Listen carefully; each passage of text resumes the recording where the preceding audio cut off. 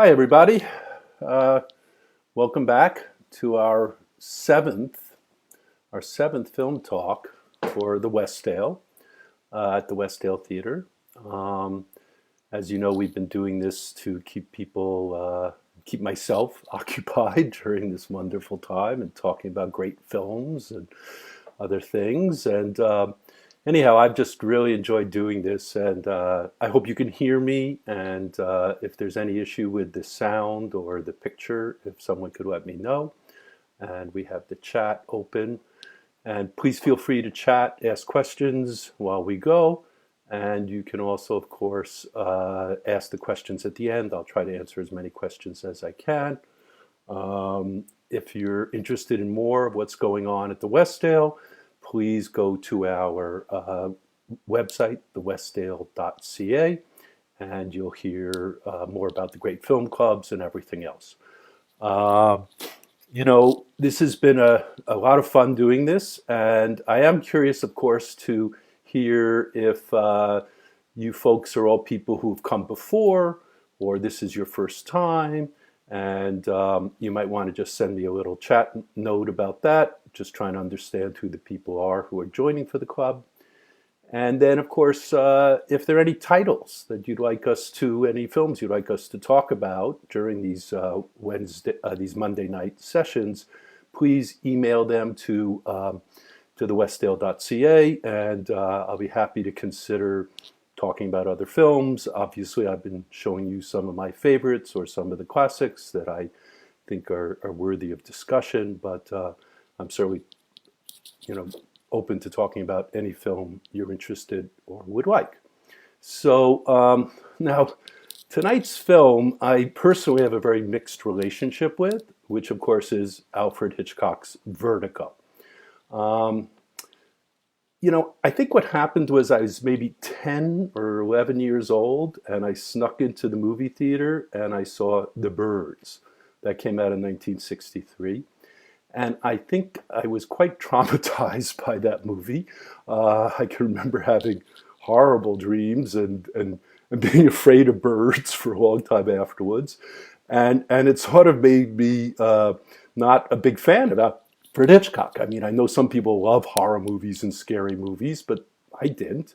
And I thought that's what he did. And he was this sort of commercial entertainment, filmmaker, and just really wasn't for me. And it really took me some time to get interested again in Hitchcock as a filmmaker, and many think, including Truffaut and Scorsese, that he may have been the greatest filmmaker of all time.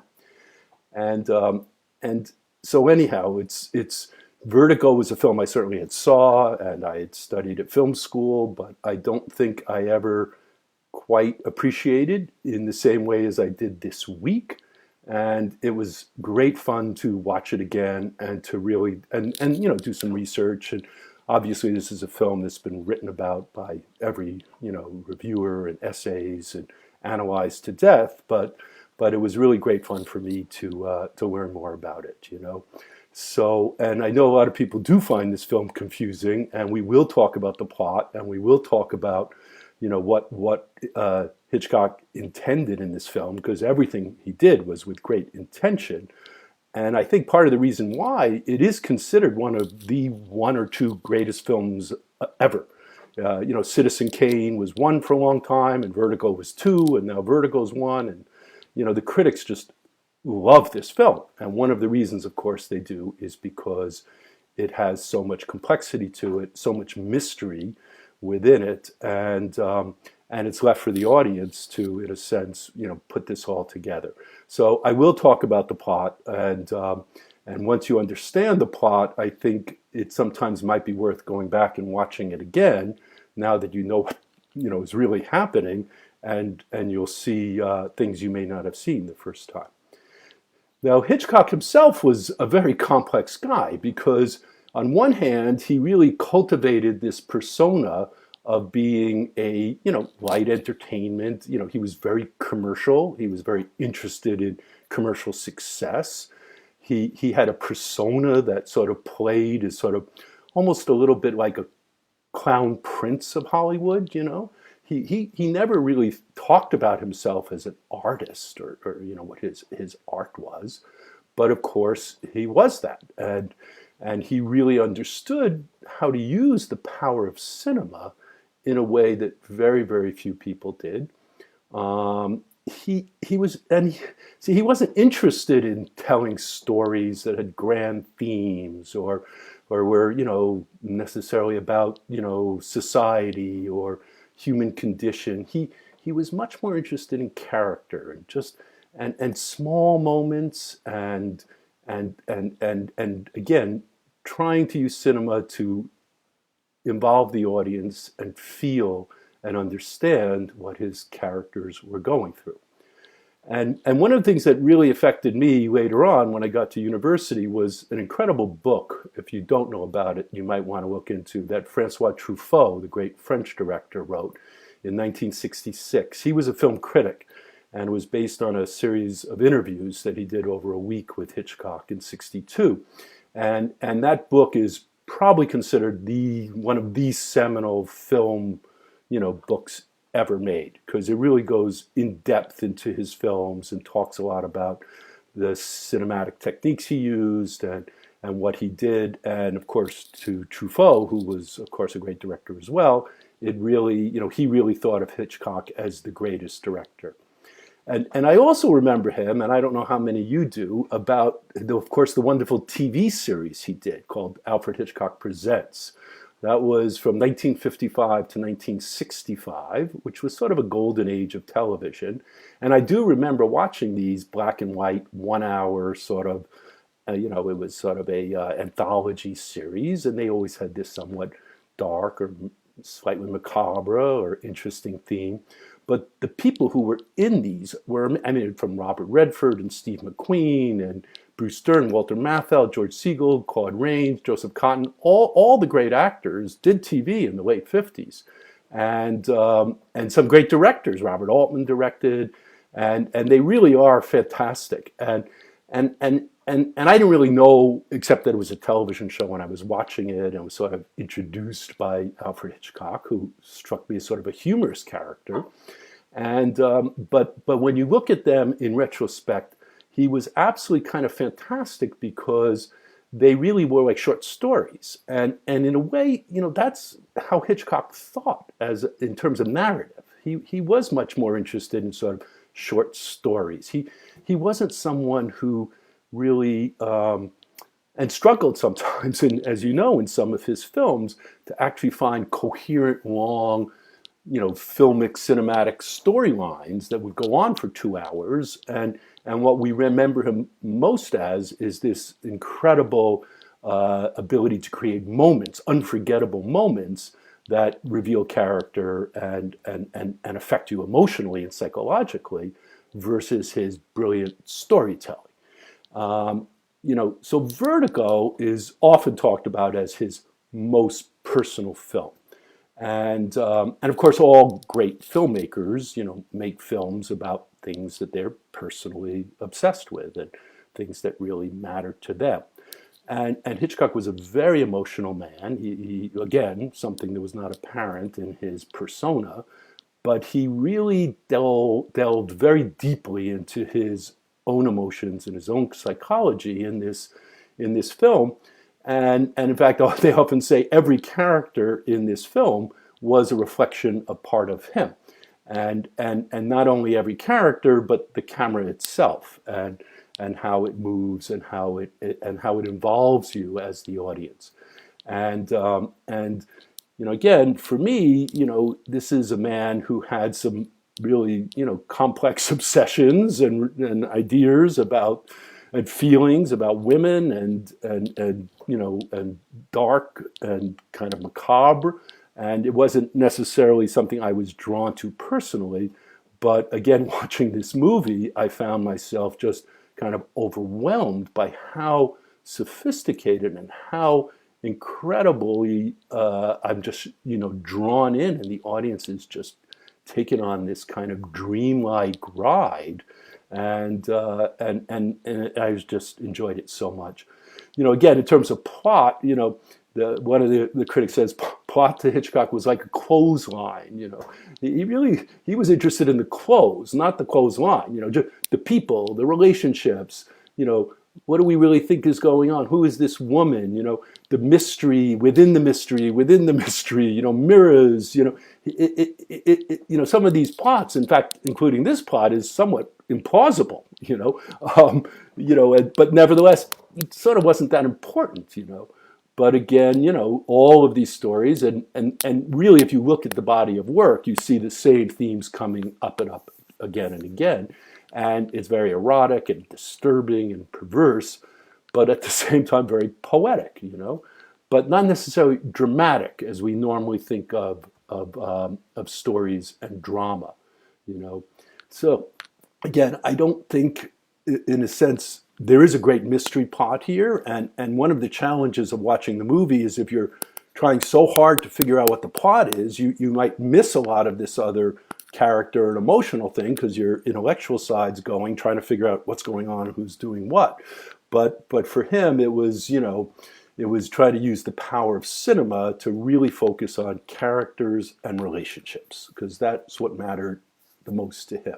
And if you look at even again the camera work, it's very voyeuristic, you know, lots of tracking shots. You know, you really inhabit this film and you begin to see it all through Scotty's eyes.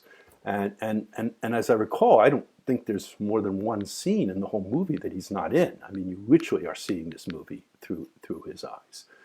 And some people talk about, you know, there's sort of Pygmalion obsessions about men who want to craft a woman he desires. But, you know, quite frankly, I think this is a lot deeper than that.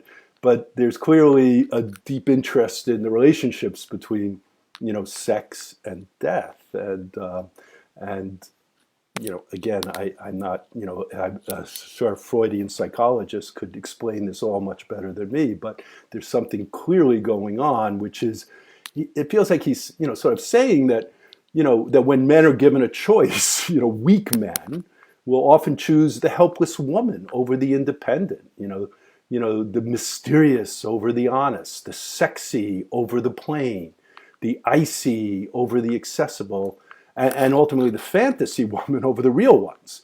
Now the irony, of course, is that Hitchcock was very happily married to one woman his whole life, and in fact, she was a great collaborator who often worked with him on his films and scripts and everything else. So I'm not sure where all of that psychology came from, but if you look at his actual life, he was quite a, you know, a good family man, had kids, and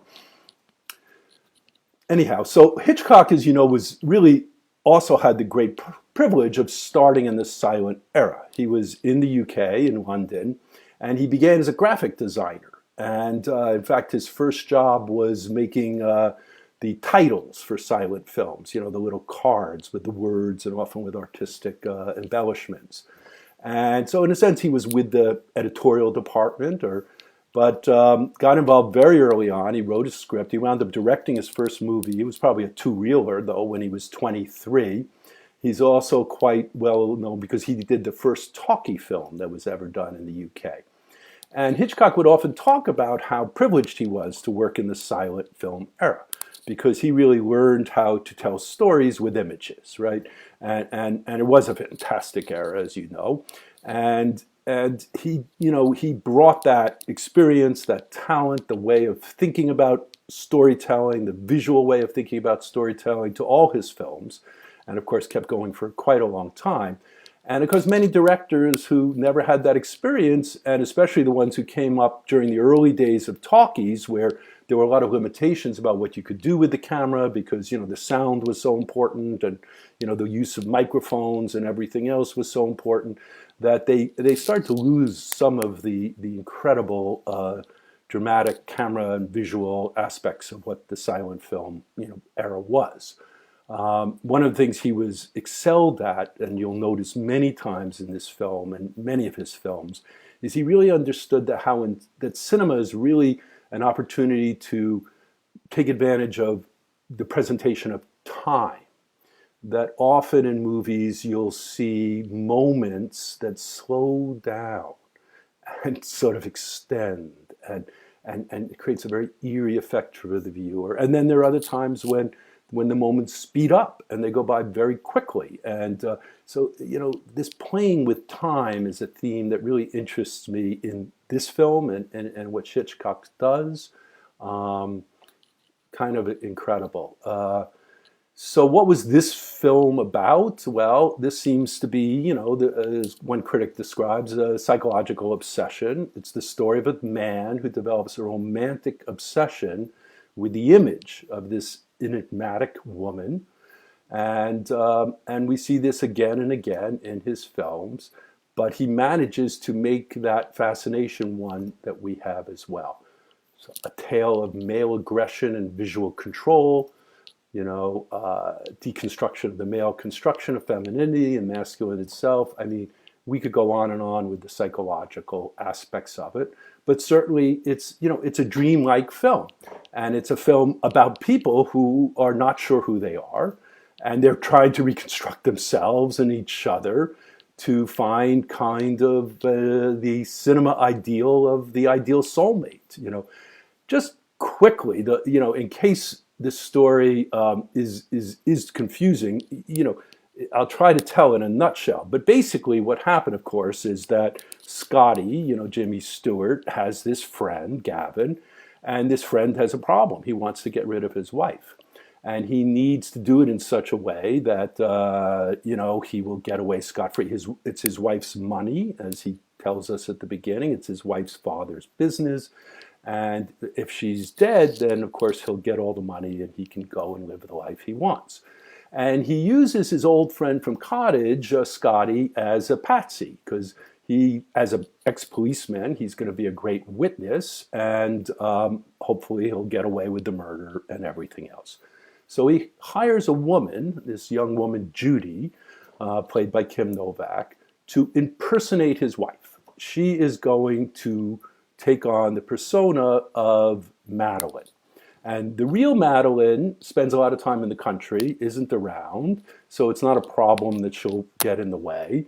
And at some point, he actually does kill Madeline, so she certainly won't be getting in the way. And the idea, of course, is under the pretense that this Madeline, the wife, has some kind of psychological problem and is perhaps, being possessed by this Carlotta character, and everything else is all just complete, fiction, right? And of course, Scotty falls for it and continues, he follows the woman, he follows her around, he meets her, he saves her, from the drowning. And it's all a very carefully constructed plot.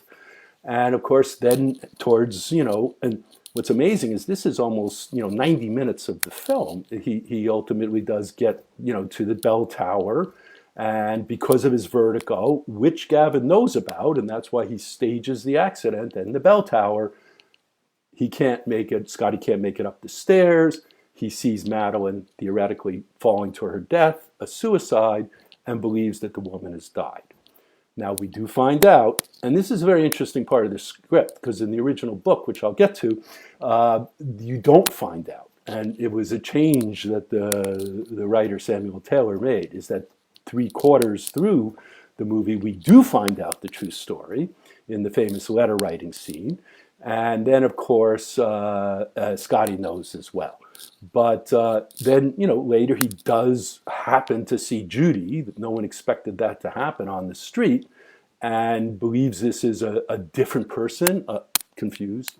Judy, of course, is completely overwhelmed, never expecting to have seen this guy again, but has fallen in love with him, plays along with this idea of allowing her to be remade as Madeline once appeared, and then ultimately the ending, which we'll talk about at the end, is quite controversial as well as to what really happened. But in a nutshell, that's the plot. It really was just a con job orchestrated by Gavin, and Judy, who'd been hired to play this part, was in on it 100%. She was getting paid. She, whatever reason, took this job. And did it well, and did it, in fact, too well. So that's sort of, the plot. Again, if we put it aside, okay, so let's talk about Hitchcock's process, because he certainly had a very unusual process, you know. And for him, everything was pre-production. You know, it was the screenplay, and then he would storyboard every single shot of the movie. Now, storyboards are always being used and for action sequences or visual effects sequences, but it was highly unusual that someone actually wrote drew a picture and for every single shot of the movie. So as far as Hitchcock was concerned, once the screenplay's finished, the storyboard's all done, he didn't really care about making the film. You know, all the fun for him was over. This is quoting Hitchcock. He says, "I have a strong visual mind. I visualize picture right down to the final cuts. I write this all out in the greatest detail in the script, and then I don't even look at the script while I'm shooting," because he actually knew every single shot that, you know, he had memorized it. He knew it all by heart. You know, just like an orchestra conductor doesn't have to look at the score anymore. It's melancholy to shoot a picture. When you finish the script, the film is perfect. But when shooting it, you lose perhaps 40% of your original conception. So, you know, that's a very interesting perspective. Though I remember when I worked with Coppola, he would often say to me the similar kinds of things where, well, I know exactly what this film is going to be, but I know I'm only going to get about 40% of it because, you know, of all the challenges in the production itself. So what this all led to is, of course, the famous, concept that Hitchcock may have made a remark that actors are like cattle, you know, because in his mind, you know, he believed that actors should concentrate, you know, on their performance and leave the work on the script and character to the directors and screenwriters. And, you know, this whole idea of method actors who were taught to improvise, you know, well, in Hitchcock's mind, that's not acting. That's called writing, and he done the writing, you know. So it's not that he didn't understand all the mechanics of acting, but you know, he really had a very specific notion of where they were going to go and where they were going to walk. You know, an actor would, you know, play a scene and say, "Well, I'm not sure my character would look up at that building," and he said, you know, yes, you would look up the building, because in his mind, he knew he needed to cut to the building and there's a certain angle that then would lead to the next shot. And so it wasn't about what the actor thought the character was feeling. It was what they were doing in service of the film. And despite this reputation, of course, who disliked actors and everything else, many actors gave absolutely brilliant performances in his films, including, you know, Jimmy Stewart, and this is certainly Kim Novak's greatest performance. And Cary Grant worked with him many times, Ingrid Bergman 3 times, Grace Kelly. You know, even though James Mason, you know, he thought his expression was Hitchcock thinks of actors as animated props. You know, but you know, it was all, but why were they so successful? And I think part of it was because he was just so brilliant in terms of the storytelling and again, putting the actor into a setting and photographing them in such a way that they were naturally going to be effective, you know, with the dramatic lighting. You know, it's just this whole integration of all of the power of cinema that he was able to bring to himself. So again, his famous quote to Truffaut, "The chief requisite for an actor is the ability to do nothing well," which by no means is easy as it sounds. He should be willing to be used and wholly integrated into the picture by the director and the camera. He must allow the camera to determine the proper emphasis and the most effective dramatic highlights. Now, that's very different than the way a lot of directors work today now, where you come to the set and there's rehearsal and the actors walk around and decide where they'll go and at what point they'll say something or move. You know, that wouldn't have worked very well with Hitchcock. Now, of course, this is also a little bit of a myth that Hitchcock perpetuated himself. It was all part of his image, because he did, as I understand it, he did do a great deal of preparation for all his films, but he was also fully cognizant that, you know, the actual filmmaking process sometimes deviates from best laid plans, and he was very flexible to adapt to the changes and needs of production, and had all the problems everybody else had. But so, you know, again, Hitchcock was very aware. So most of this is true, but of course he was so brilliant. It wasn't like he would not take advantage of this situation that arose. Now, one thing he did do, which actually cost him quite a bit of money and a lot of trouble, was he really stressed shooting in chronological order, which is interesting. Of course, most films are not shot in chronological order. You go to a set, you shoot all the scenes for that set, in whatever order, is most effective for the lighting. And that was not operating procedure in Hollywood, but important to him. And then the other thing he did, which was very unusual at the time, and we're talking about the 40s and 50s, was he would shoot alternative takes of scenes. But what I mean by that is not coverage in terms of shooting different angles and different things, but actually having the actors do variations in their performance, and not something they're improvising, but something he would tell them and how and what to do, because he really wanted to have as many options as he could have in the editing room, and he could remember every take and every nuance of every performance. And he helped make some really great performances in the editing room by having this variety of performance. So now back to Vertigo itself. So, of course, the story is based on a script. It's based on a novel, a famous French novel, which I won't try to pronounce in French, but it was called From Among the Dead. And it was two writers, French writers, who were very famous at the time in the 40s and 50s and wrote many, many film thrillers, Bolio and Narcojac. I can't speak French. But one of their most famous books was made Les Diaboliques, which was directed by Henri-Georges Clouzot, who had also done Wages of Fear. And in fact, Hitchcock was very interested in that book and wanted to get the rights to that book, but failed. But he knew about this new French book, and in fact, he had Paramount go ahead and commission a synopsis of the book before it had even been translated into English. He had read it in French, right? So he really understood this book and understood the quality of these writers. Now, first he hired the very famous playwright named Maxwell Anderson to write the screenplay, thinking, of course, I have a great, interesting plot, I need a great playwright. And he wrote what I'm told is a very interesting script. It was called Darkling, I Listen. But ultimately, he was not really understanding the process of cinema. And although he had worked with Hitchcock on The Wrong Man, which was the film he had made just before this. So then another version was made by Alec Copel. This is very traditional, of course, multiple writers working on a script in the studio system. But ultimately, Samuel Taylor is the one who actually wrote the script. I think he shares credit. But Taylor was also a playwright, though. He was famous for his play Sabrina, that was made in, he made a great screenplay out of it. Of course, it was the great film with Humphrey Bogart, Audrey Hepburn, William Holden. But he added quite a bit to this book. In fact, there was no character of Midge in the book at all.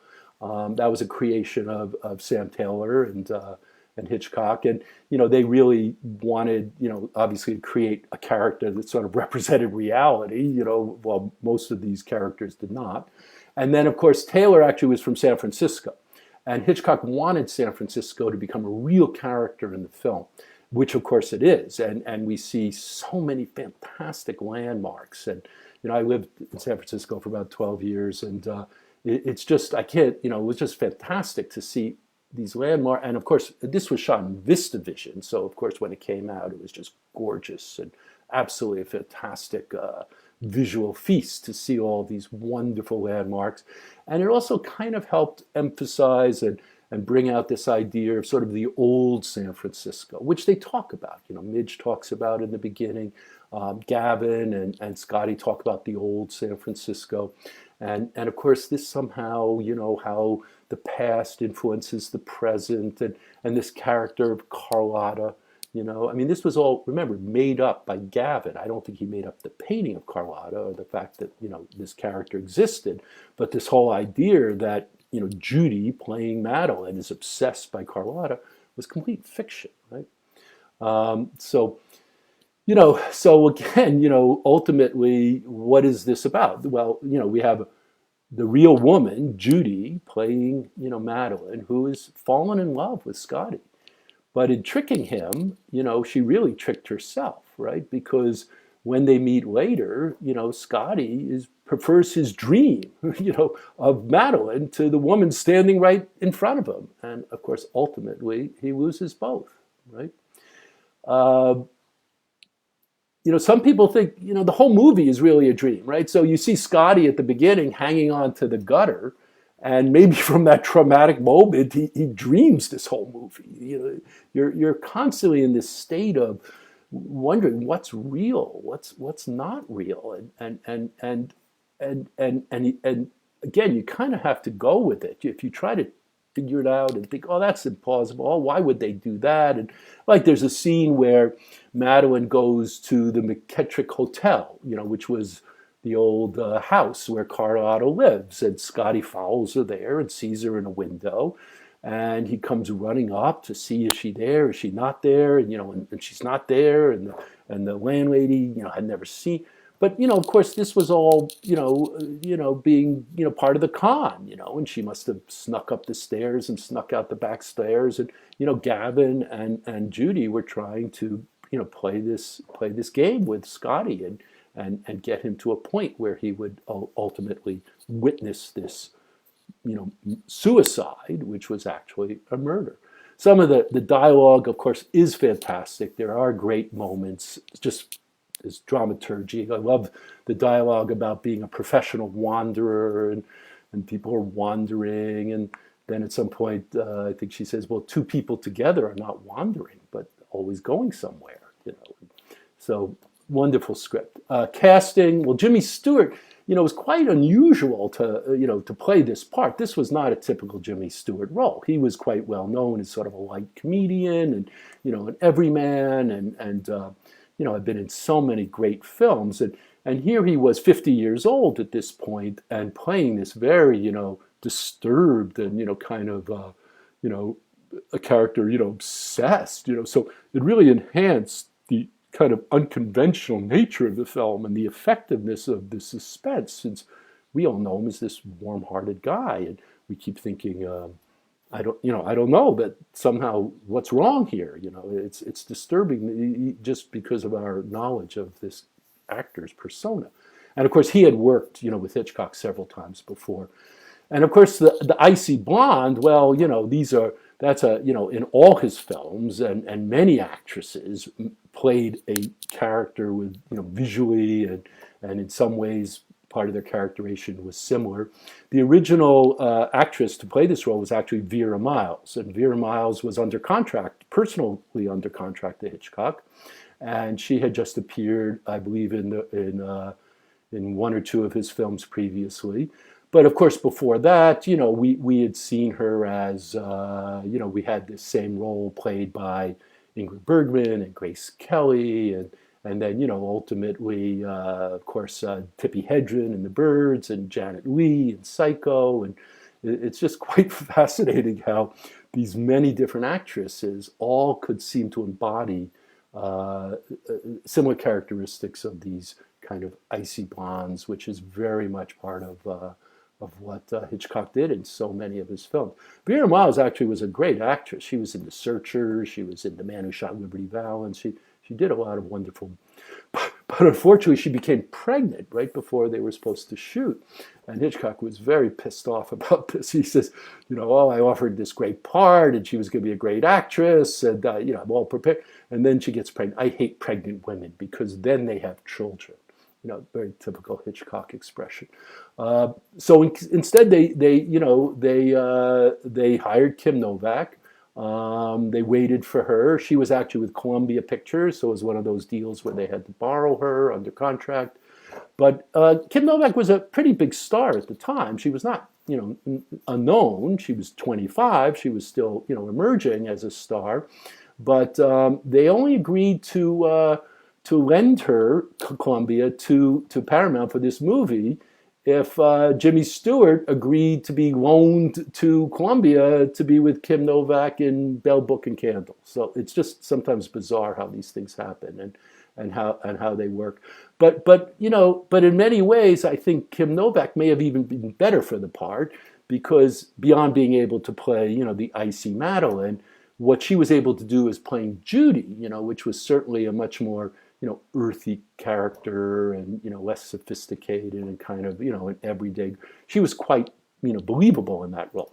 Well, you couldn't imagine, Grace Kelly playing that role or Ingrid Bergman playing that role. One criticism, though, that people did have, of course, was their age difference, because Stewart was 50 and Kim Novak was 25, and sort of did the love story completely work with that huge age difference. But I think, back in the 40s and 50s, maybe there was just a different attitude about older men and younger women. Of course, remember Bogart and Bacall had a 25-year difference, and they made many, great romantic love, stories, Big Sleep and To Have and Have Not. But, watching it, for me at least, it did somehow, didn't quite, the chemistry of this 25-year-old woman falling madly in love with Scotty. I'm not sure. So let's see. So in terms of the production, well, shot, obviously they started on location, filming in 1957 in San Francisco. And extensive location footage of the Bay Area. They shot for 16 days on location, which was a lot. And Hitchcock hated shooting on location because he couldn't control things. But here he really maximized the use of the city, the steep hills. As you notice, they're always going down the steep hills. They never go up the steep hills. Maybe that was, again, a visual cue in terms of the vertigo and the spirals, the tall arching bridges, all the famous landmarks. And then, of course, there's this amazing drowning scene, and here he uses the Golden Gate Bridge to really elevate the importance of this scene. You can't miss the fact you better pay attention to this. This is important, because here we are playing out this scene right in front of the Golden Gate Bridge.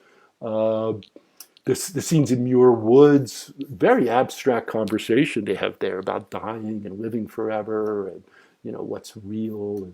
And then, of course, the famous scene at the Pacific Ocean for the big kiss and the spray, and it was absolutely magnificent, I think, how he used all those locations.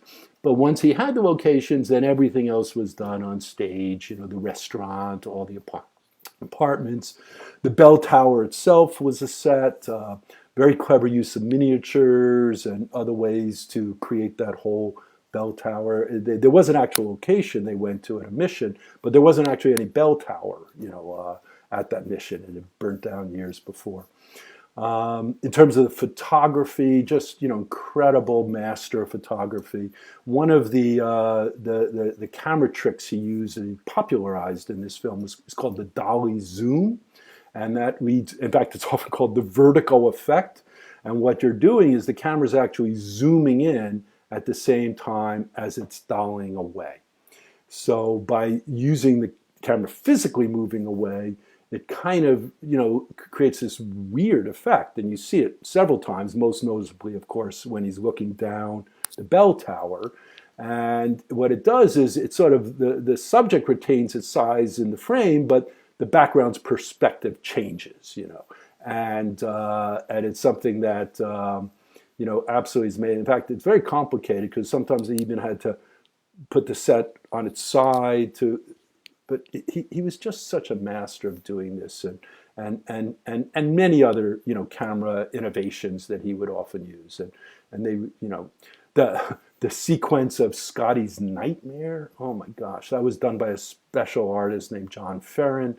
What an incredible sequence. And that was originally quite a bit longer in the original cut. And eventually Hitchcock had to be, talked into cutting it down. But again, this idea, walls approaching and receding at the same time. Space in this film has no logic. It's kind of a nightmare. It's a mystery. It's as crazy as as Scotty's acrophobia.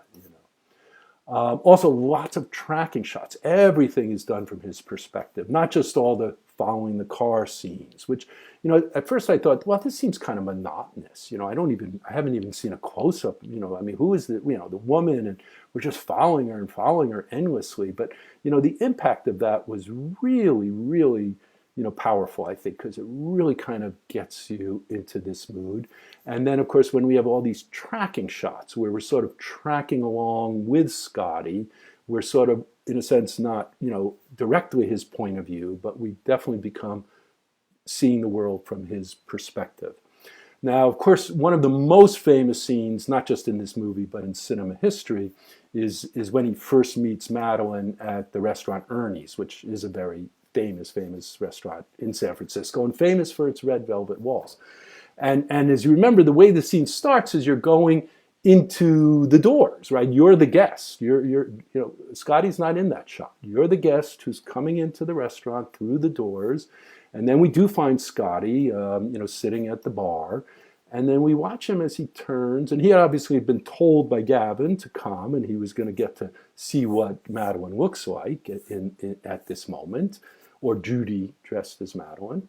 And as he looks, the camera starts to sweep away from him, but doesn't go directly, onto the couple at dinner. It sort of moves sideways, and then it sort of has become our perspective, the perspective as the guest who came in through the door. And we sort of have now these two perspectives. And the camera continues to push in, if you remember this shot, and where you're going in through the tables, to get up closer to the couple, but no one seems to be looking at you or notices that you're there. It's a very, very interesting and powerful shot. And then, of course, we cut back to Scotty, and his perspective as he looks at her is amazing, because we see frames and door frames, and then this incredible mirror that frames them, and we see them in the mirror. Mirrors, of course, are used many, many times in this film to help, convey this dreamlike kind of, unreal world that we're living in.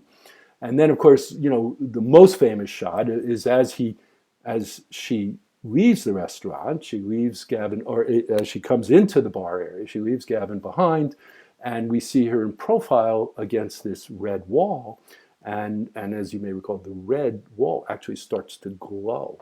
There's a red glow to the wall. And then, of course, she leaves with another incredible shot in the mirror. And really what this segues into is a conversation of what I think is probably the most incredible aspect of this film, which is the use of color. And that's often spoke about by many, many critics. Again, I do a lot of research and I read all these things. So a lot of the things I'm saying are not things I've made up. They're just things I've picked up from other people. But the use of color was extraordinary in this film and been copied many times.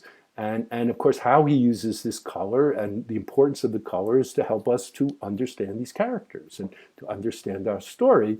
And again, we could not hear any dialogue at all, and we'd be able to follow along what's happening if you pay attention to his use of color. So the very opening, of course, is blue, right? The chase at night across the rooftops and the accident. And blue is used throughout the film, and blue is later, it's used in the trial, as you recall, and it sort of represents reality or authority or anything that is sort of pragmatic.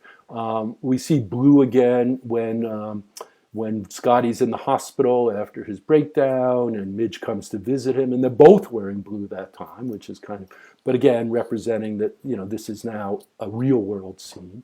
Now, Midge as a character, of course, that's her role in this movie, is to be the one real character in the whole film.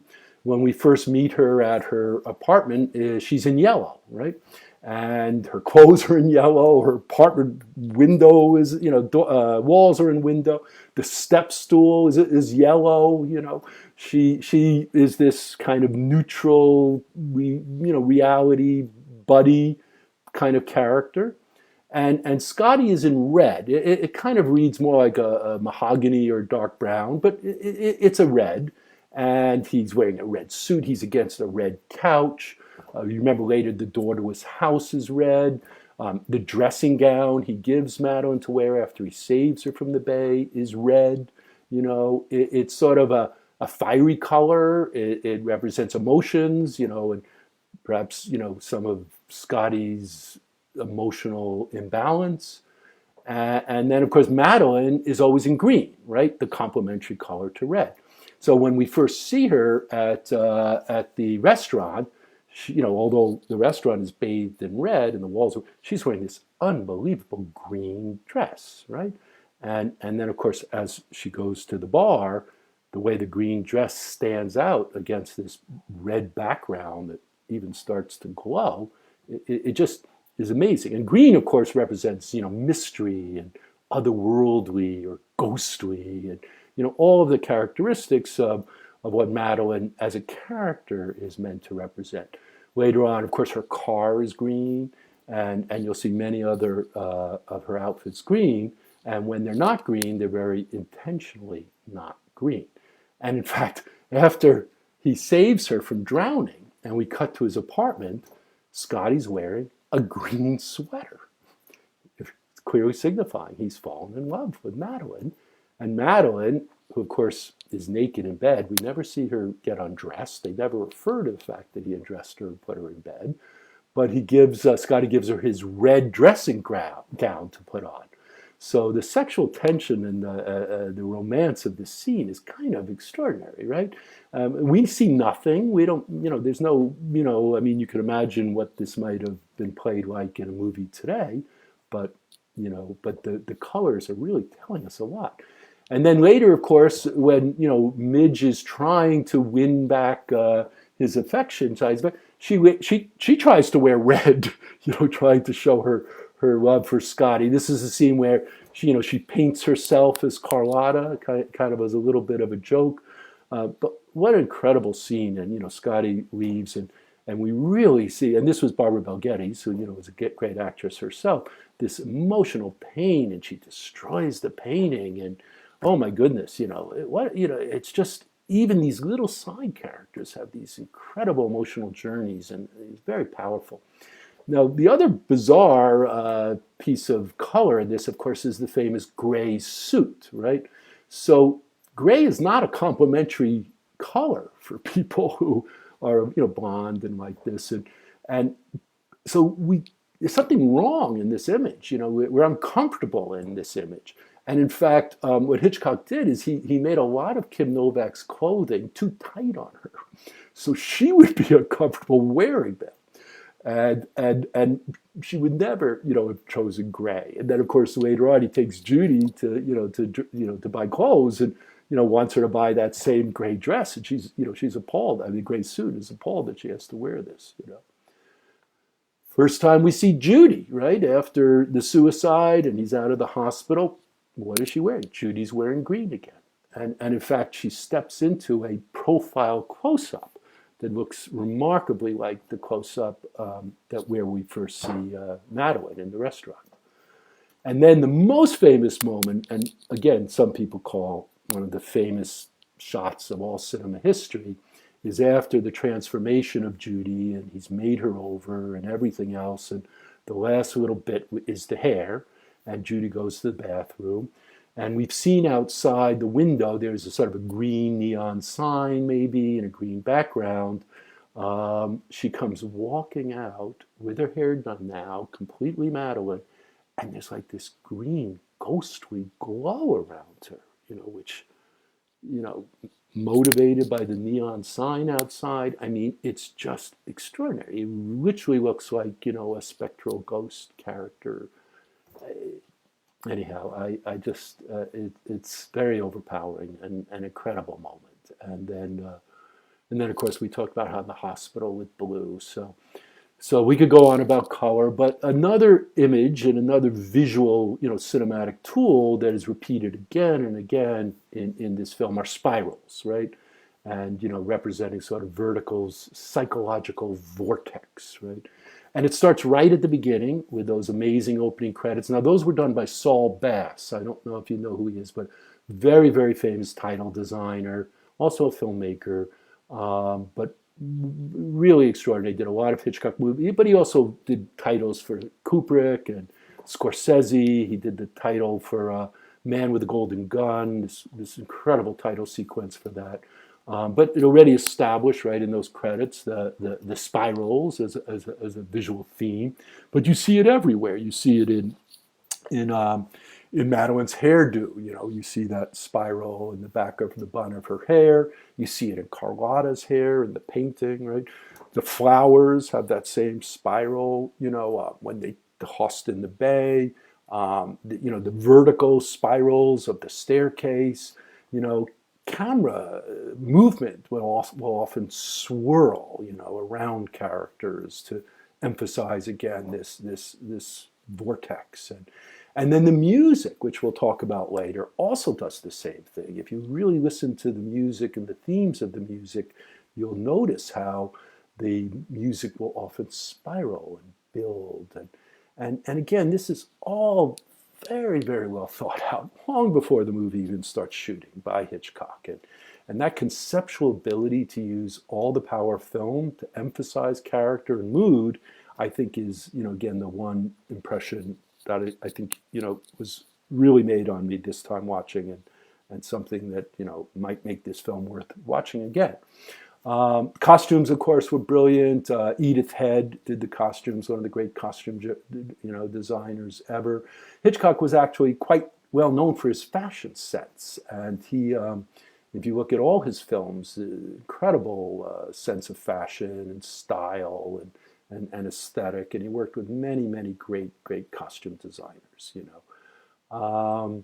What else can I talk about? Again, I just, that moment in the bedroom, and the close-ups, the pain on Stewart's face, the rapture of lust, and the gratification of control, and you can just feel as much as these two characters are so drawn together, they're just also being torn apart, and they're both sort of slaves of an image fabricated, and by a man who's not even in the room. Because remember, Gavin is the one who created Madeline in the first place as a device to get away from murder. And in fact, at the very end of the movie, Judy turns to him and said, or Scotty, once he finds out, said, turns, well, did he train you? Did he rehearse you? Did he tell you what to do and what to say? Well, that's exactly what Scotty's doing to her as well. So, in fact, I think it was Scorsese who says, the most interesting story going on here is actually Judy's story. I mean, that would be a fascinating story to tell. And who is this girl, and why did she get involved in this? And what were all the feelings about, and it's so macabre, yeah, at least for me, when he finally does make love to her, because I mean, it's kind of like necrophilia. He's making love to a dead woman. He believes the woman's dead. That Madeline committed suicide. So anyhow, again, a lot to talk about in terms of different great moments in it. Wonderful transitions. Where we go from sequence to sequence. We're never told how much time is taking place. We never, there's no sense of seasons. But it doesn't really matter. We're adrift into this dream world and are going to accept whatever happens. One last scene, though, that I think is of course extraordinary and was not in the book, was when Judy decides to run and she's going to leave, and she writes the letter, and we are revealed the backstory, and we see her going up the stairs, and Gavin's waiting there with the dead wife, and now, interestingly, we're ahead of Scotty, right? Because the whole movie we're Scotty. We're following the story as Scotty's experiencing it. And now at this moment, we actually now know the plot, and he doesn't. He doesn't know the plot until he sees the necklace, right? Soon after. But it's a fantastic acting scene for Kim Novak, and to make this decision, and then of course she decides not to, and clearly she's so fallen in love and obsessed with him that she has to see this through, and she's going to see this through. And again, in the book, this was not revealed. And in fact, in post-production, there was quite a bit of an argument about whether to have this scene or not, and would it be good to give away the mystery plot at this point? And even Hitchcock wasn't sure, was going to pull it away and not show it. And anyhow, it went back and forth, but ultimately it did get included, and I think brilliantly, because we really do understand, of course, Judy's now and her mental dilemma, and of course then there's still plenty of mystery left at the end. So of course, finally Scotty does find out. He's absolutely devastated. He doesn't believe in Judy. He doesn't want Judy. He only wants the fantasy of a woman who never existed, and he says to her, one final thing, and I'll be free of the past. And he takes her back to the bell tower. And of course, another reason why this movie is so fascinating is I don't think the end is actually clear. You know, has Judy paid for her crimes, and is she so obsessed? Does she jump? Does she commit suicide? We see the nun coming up, and of course, we cut away to the nun, so we don't actually see what Judy does, or does she slip because she's surprised by the nun appearing, and again, is the nun symbolic of Judy's status as a fallen woman, and is this some kind of poetic justice? It's like the whole film is a fantasy, and what's amazing is, and of course, does she realize that Scotty's not in love with her at all, but in some image of this woman who actually never existed? And so none of these questions, are actually answered in the movie.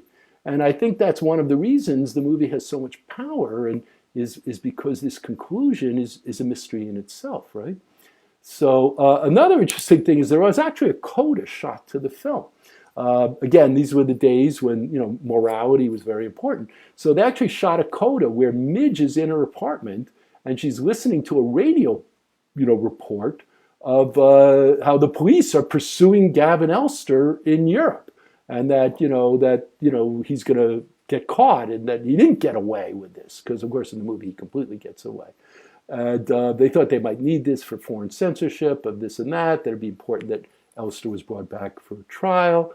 But Hitchcock finally succeeded in getting rid of all of this, and also they wanted to tone down some of the other erotic allusions, but he did.